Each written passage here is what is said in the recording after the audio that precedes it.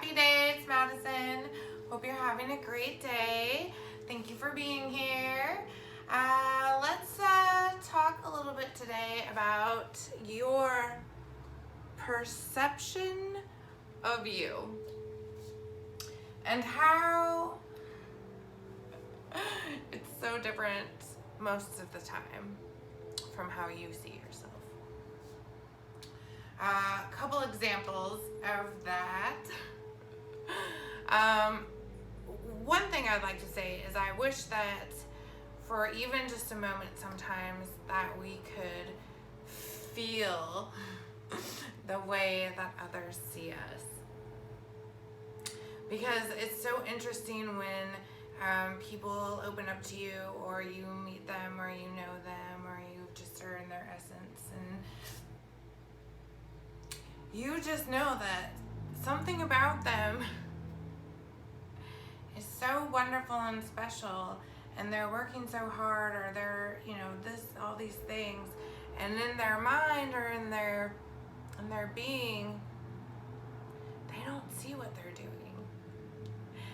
And I just wish that we could share that reflection and a feeling energy that offered everyone to feel as wonderful and special as people see them.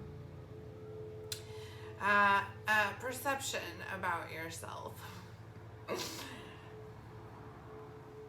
Our little quirks, or just things that make us who we are, can always be so different, which is great.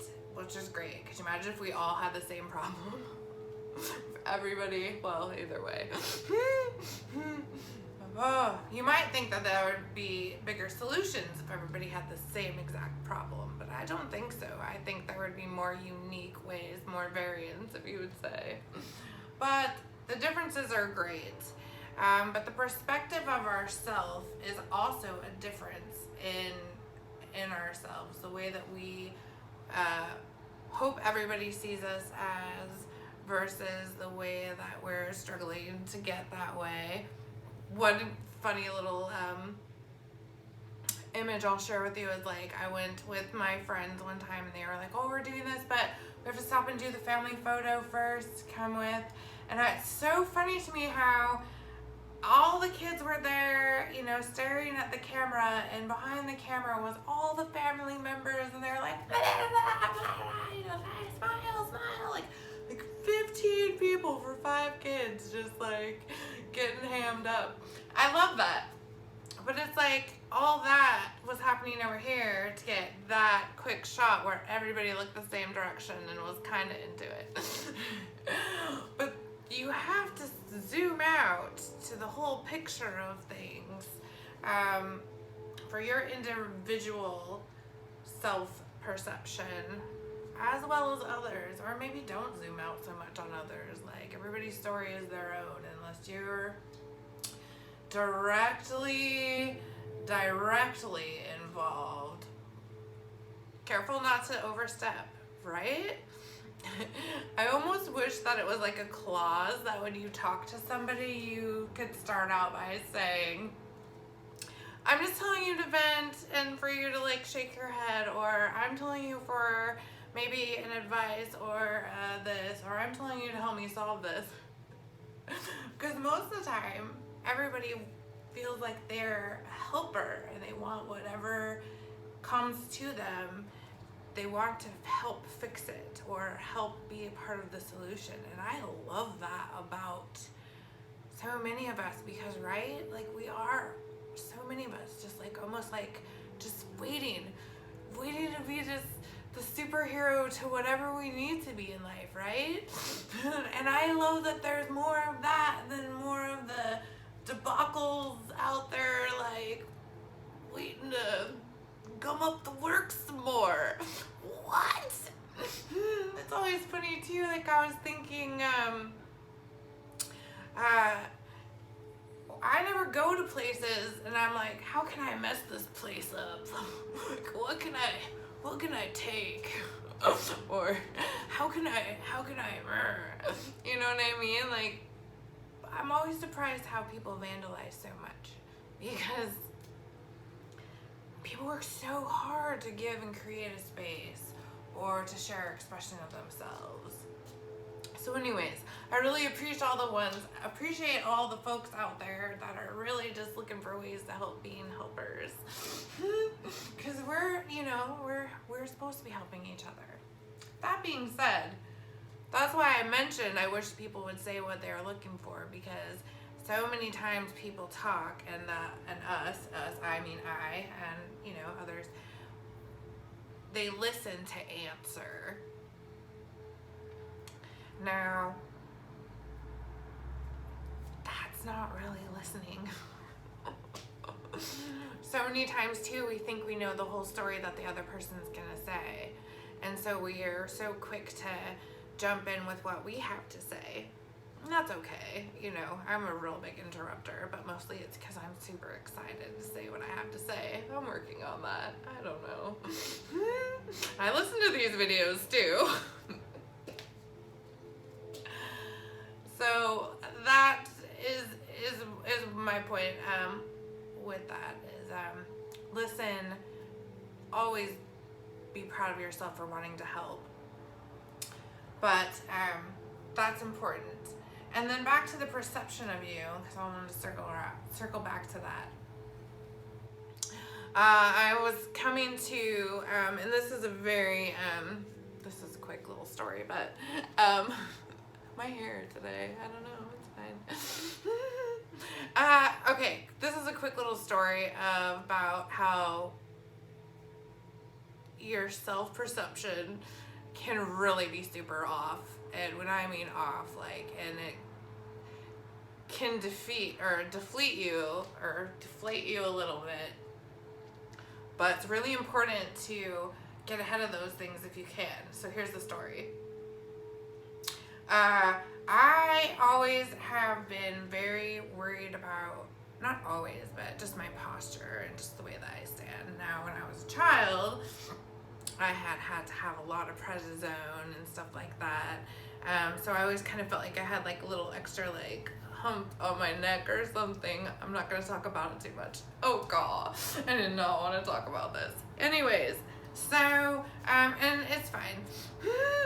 So, but with that, and then, but it was such a thing that I always was so very cognizant of how important our posture was and certain things like that. Even when I worked remote for years, I had a stand-up desk and everybody used to tease me, but I didn't care. I loved it because I could dance and do stuff and just type, and I had my, monitor up on the wall. So, it helped me break out a little bit more, and it's, sitting, I can't, now it's too much to sit for too long, just period. I'm too uncomfortable. But in general, it's not good to sit for too long. But so with that, and then after my accident, I could feel my whole everything just even more so. So I was worried that I was now just this hunchback, with the worst ever posture, and I just felt like I was just walking around like that with my, because that's how my body was telling me it felt, interesting enough.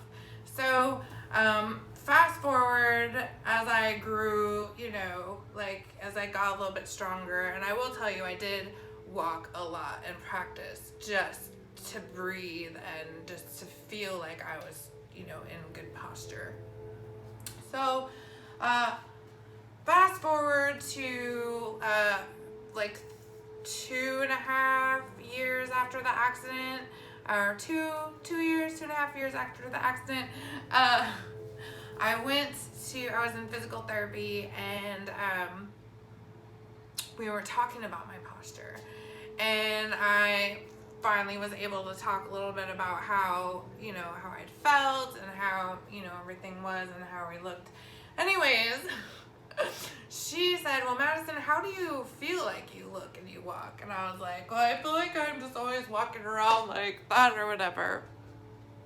I'm laughing now because she said, you need to go home and set up a little camera or get in front of the mirror You need to watch yourself walk and see if you really do walk the way you think you walk, like an Hunchback of Notre Dame ogre. This was a real conversation. I'm not kidding. Like, these are the things that happen. Our minds, our perceptions of ourselves, the way that we deal with our body's wounds and trauma and limitations or special circumstances, whatever. It gets in there. So anyways, later that night, I went home. And I gave myself like a whole runway and watched myself walk. And I watched 2 seconds of that and I laughed. And I was like, oh my gosh, I am not Trekkie ogre walking. I'm a lady. And I walk with as much grace and dignity as I can always. That story, like I said, it's funny now, but it really did affect me because I did feel so, you know, things hurt in certain places and we overcompensate or undercompensate. We're okay. We're us. Our perception of us needs to have a little bit more grounding, I think, sometimes. We're okay to do that. I hope that you have a wonderful week. Look at how you see yourself in certain ways. Know that that might not be exactly how others see you, or that you even need to be seeing yourself. I appreciate your time. I look forward to seeing you again soon. Take care. Bye now.